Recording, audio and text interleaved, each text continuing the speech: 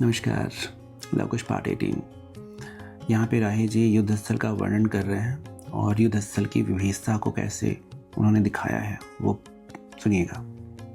बेबस सेना गिरी रन में वन में सब खून के धार देखाला, तीर कटार गिरे मछरी अस खून के रंग देखात बकाला, बाढ़ी की गंगा में ऊपर ऊपर जैसे जहान के जीव बहाला, आकी नहान सबेरे के लागल लोही में मुंड के मुंड देखाला। तब गंगा जी में जब बाढ़ आती थी तो गंगा जी शवों से पट जाती थी, तो यहाँ उसी तरह का वर्णन किया गया है। और जब नहान लगते थे, जैसे प्रयागराज में कुंभ मेला इस तरह के नहान लगते थे, तो उस समय जैसे लोग पानी में लोगों के बस सिर दिखाई देते थे, उसी तरीके की हालत हो गई थी वो युद्ध स्थल में।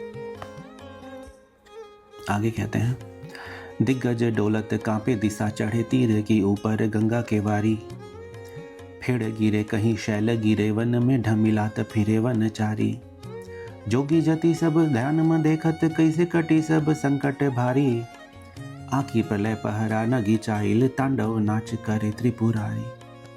कह रहे हैं कि ऐसा लगता है कि प्रलय पास में आ गई है, इसीलिए शिव जी तांडव नाच कर रहे हैं, तांडव नृत्य कर रहे हैं। पूजा में वाल्मीकि रहले छटके कर से तुलसी जी के माला, वेद के पन्ना अनासे उड़े कहीं खूंटी समेत गिरे मृग छाला, सीता के बाई भुजा भर के अचरा सर के तरुआ खजुआला, इहे बुझाए कहीं मोरे लाल करे निज वंश के नाव उजाला। लव कुश की कर से वन पाटल लासिन के भर मार देखाला, हैदल पैदल बेपगरी सब लोग के नंगा कपार देखाला, ढाल कृपाण कटार मियान के डालल जैसे पथार देखाला, सीता की दूध के जीती देखाला, सुहाग की सेना का हार देखाला। राय जी कहते हैं कि सीता के जो पुत्र हैं उनकी जीत दिख रही है और सीता जी के सुहाग की हार दिख रही है।